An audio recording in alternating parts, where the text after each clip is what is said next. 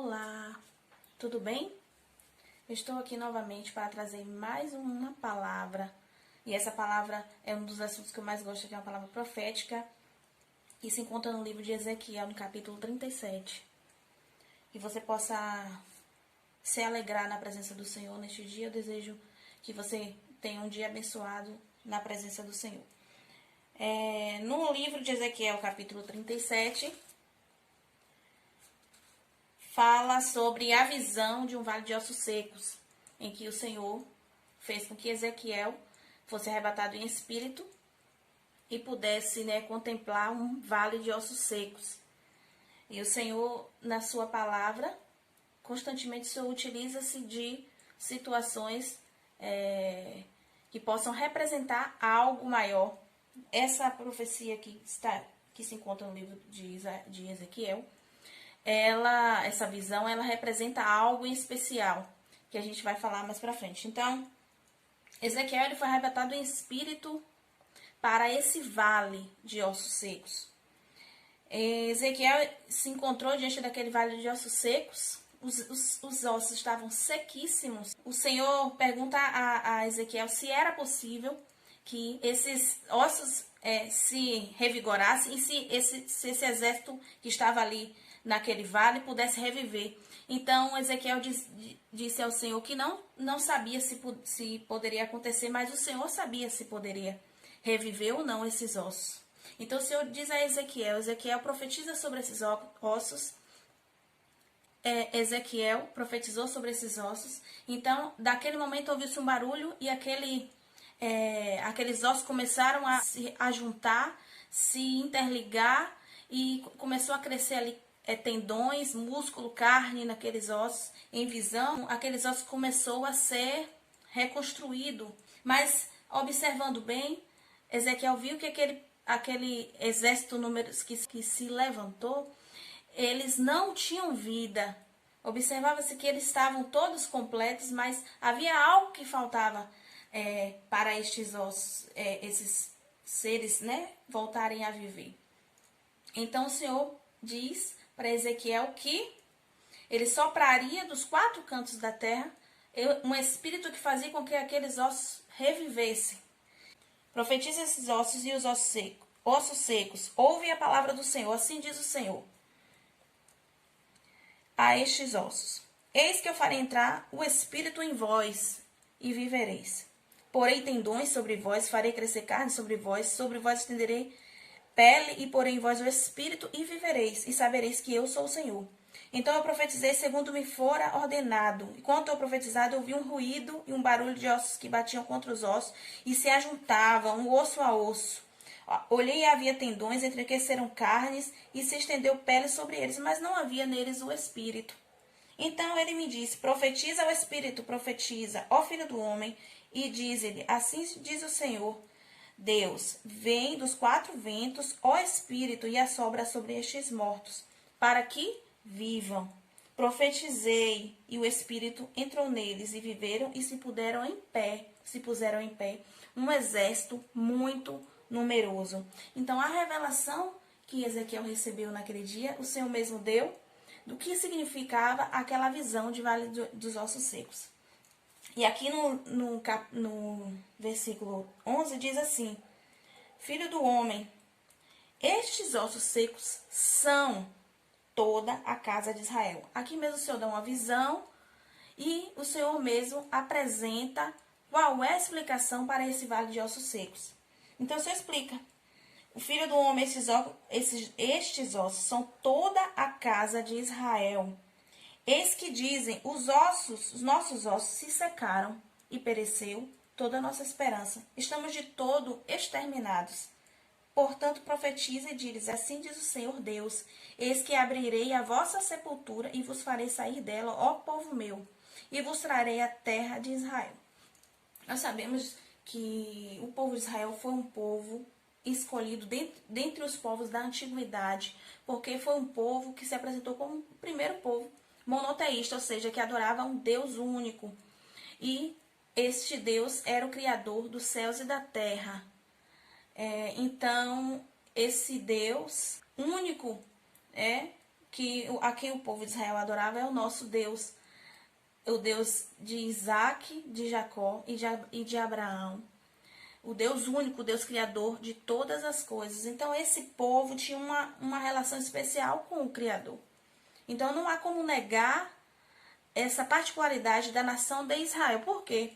Porque foi um povo, dentre tantos outros povos pagãos, que adoravam muitos deuses, que construíam deuses para si, deuses que não podem falar, não podem ouvir, não podem fazer nada. E o povo de Israel não adorava um Deus vivo. Então, eles mantinham uma relação muito íntima com Deus, né? Mas teve um tempo em que Israel, ao se relacionar com outros povos, o povo de Israel se esquecia daquilo que Deus fazia de bênção para eles na terra. E isso acontecia pelo fato do povo de Israel se deixar contaminar com outros povos. Então, os povos com que eles se relacionavam, né, acaba ao longo do tempo, trazendo influência para a maioria do seu povo. E o seu povo, em vez de evitar que esses costumes adentrassem a sua cultura, eles faziam justamente o contrário. E assim eles acabam sendo influenciados e eles passaram a realizar a idolatria, ou seja, a adoração de ídolos, né, que eram feitos de madeira, feitos de pedra. Então, isso trazia muita tristeza ao coração de Deus, porque tudo que Deus tinha feito na vida do povo de Israel, Deus tinha livrado o povo da terra do Egito, da escravidão. Então, o povo começou ali no deserto a essa prática, dentre o povo mesmo, como o exemplo do bezerro, né, de ouro que foi levantado. O povo começou a murmurar e não entendia qual era o processo, né, naquele deserto, e aí passaram a criar no seu coração essa murmuração contra Deus. Então, ao longo do tempo, esse povo foi também praticando a idolatria juntamente com os povos com que eles se relacionavam naquela área onde eles passavam. Onde eles iam conquistando territórios e acabam se envolvendo com outros povos.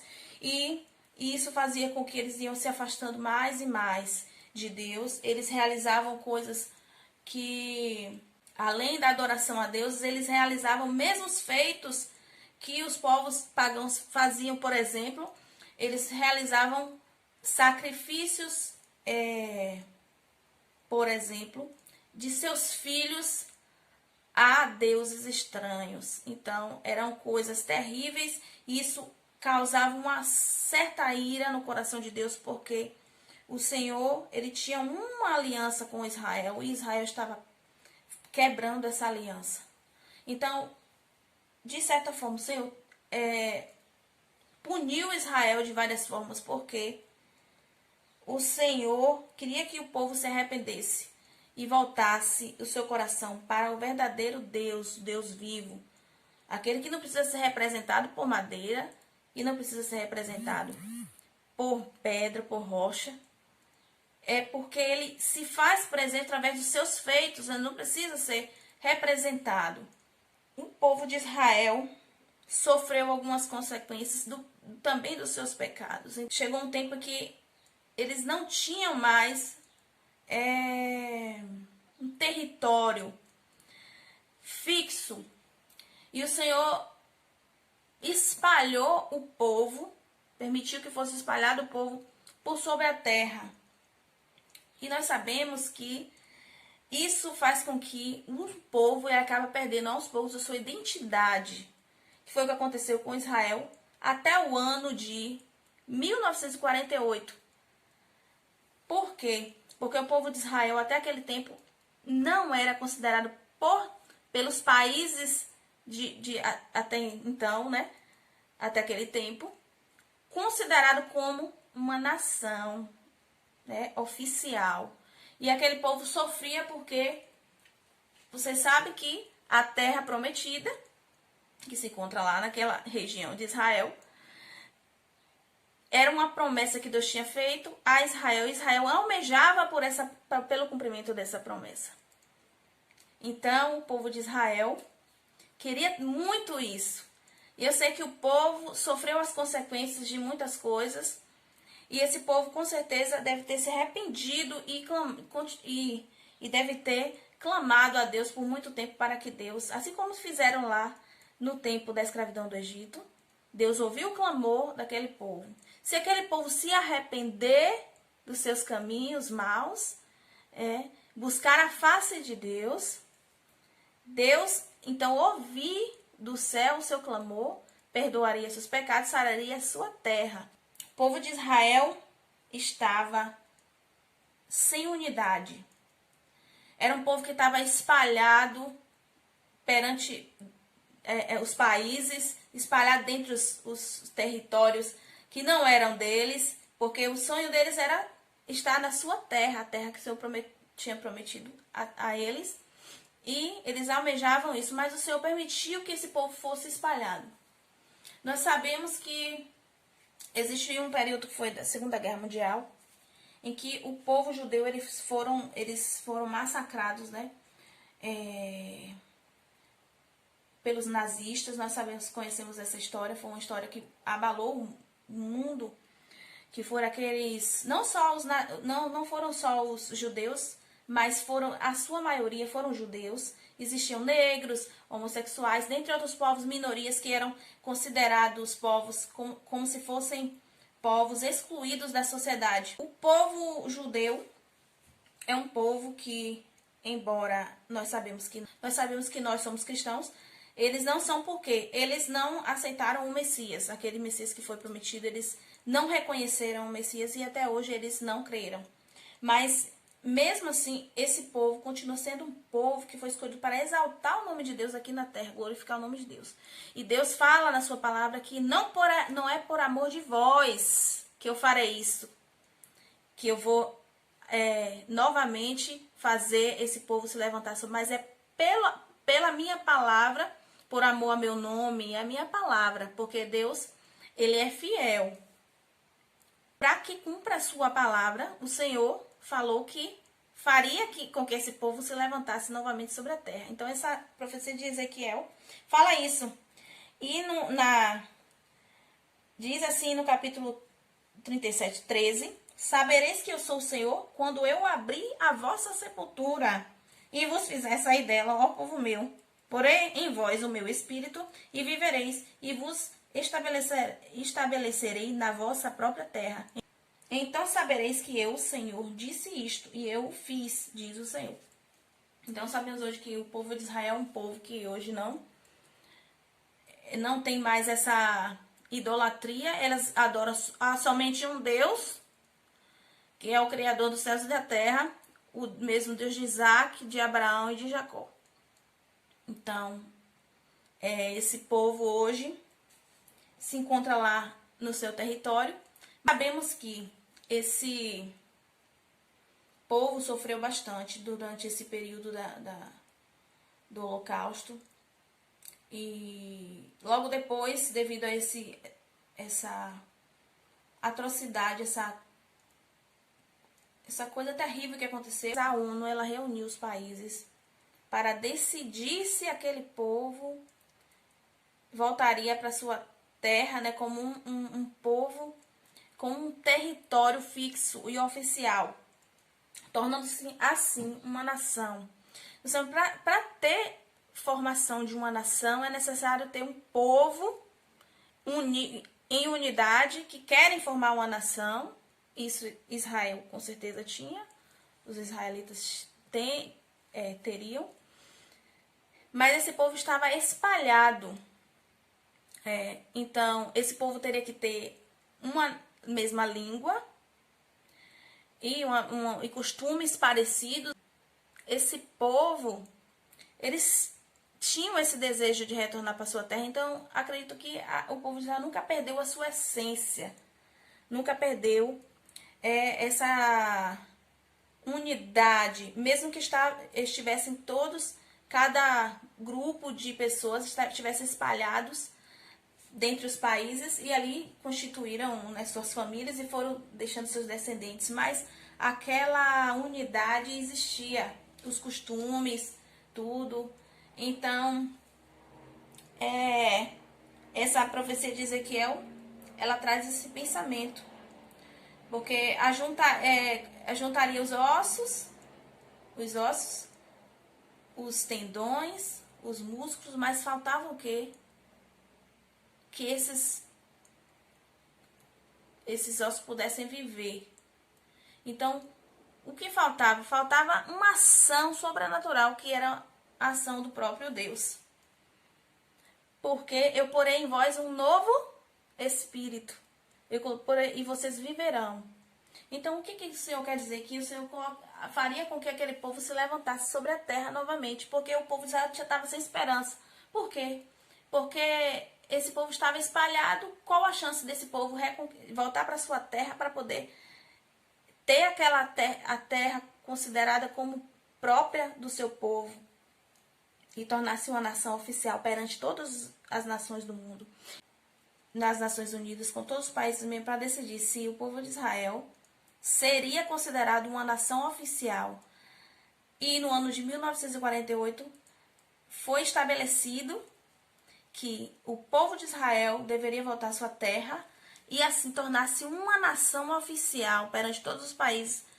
E interessante é que na época o secretário, se eu não me engano, o secretário era chamado Oswaldo Aranha, ele era um brasileiro, ele que organizou essa assembleia para decidir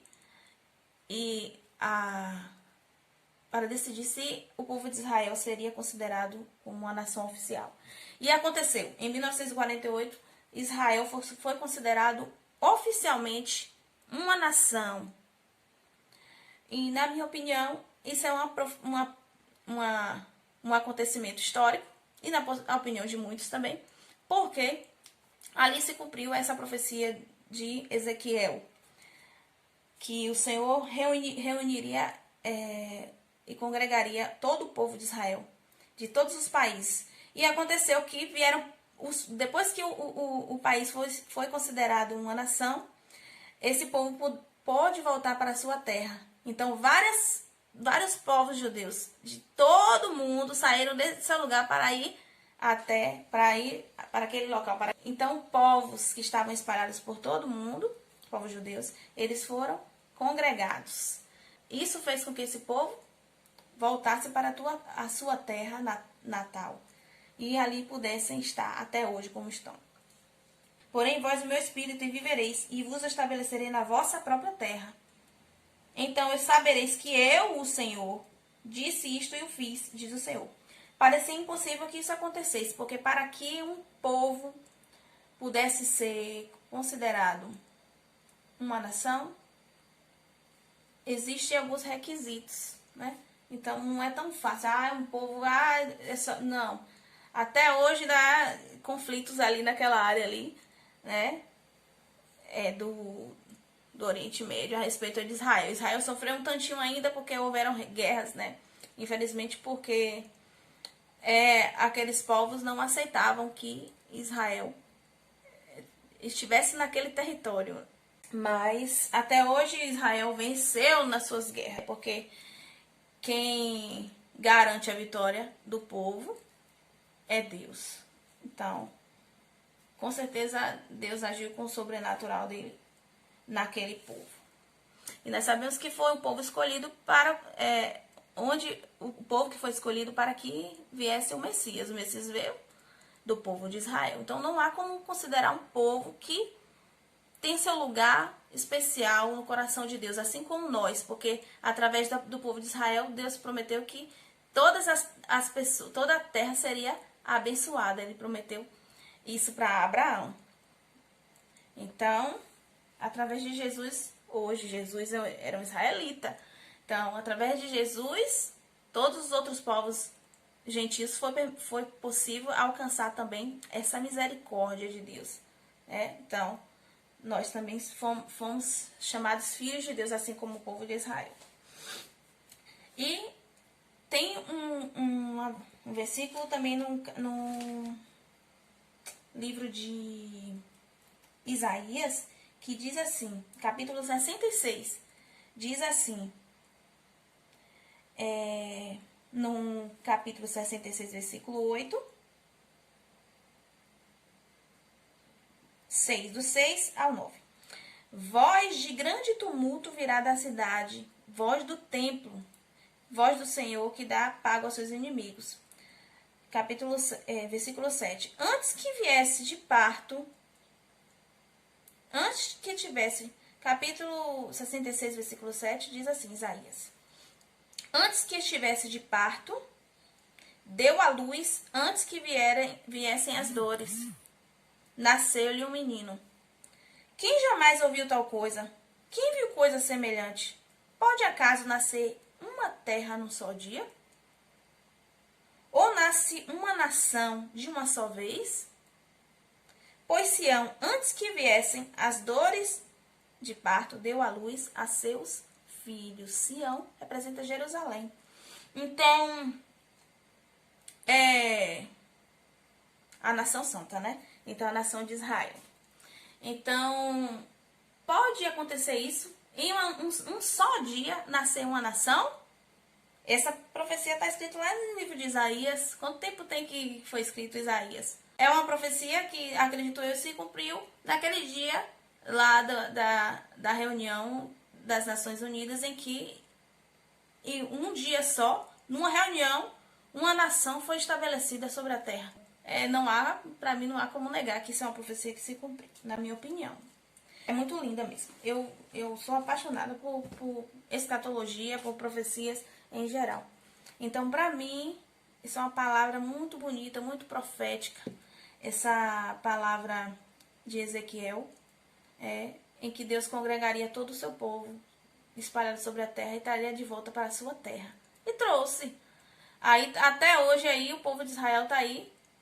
Tiveram outras guerras aí. Depois eu vou falar para vocês sobre as guerras que aconteceram. Infelizmente, aí as pessoas muito, porque antigamente o povo, mas era assim, o povo, até hoje lá no Oriente Médio é assim, infelizmente é algum conflito, né, terrível, que é essa questão dos territórios, questão política, questão também de riquezas minerais, por várias razões, mas antigamente era assim, os povos conquistavam seus territórios através de guerras, era assim. É por isso, mas tá aí essa palavra legal para vocês, abençoada, que eu particularmente gosto muito. Ela nos traz algo muito interessante, que é o poder de Deus. Porque quando Deus diz assim, eu vou fazer, não há quem possa impedir. Não é que Deus resolve falar, eu faço. Imagine as promessas que Deus tem individualmente na sua vida. Se Deus fez algo tão grande que aos olhos humanos era impossível, e aos olhos do próprio povo israelita, eles diziam, estamos todos desesperançados, nossos ossos se secaram. Então, algo que era impossível para eles, mas assim Deus prometeu e assim o Senhor fez. Porventura Deus não pode cumprir na tua vida? Deus reuniu esse povo e levantou um exército numeroso sobre a terra, que é o povo israelita hoje. Porventura Deus também não pode fazer na tua vida, na minha e na tua vida, algo que parece a nossos olhos impossível. Deus pode fazer, se for assim, da sua vontade. Não é verdade? Então eu deixo essa palavra para você, que Deus abençoe, que dê um dia abençoado para você e para sua família.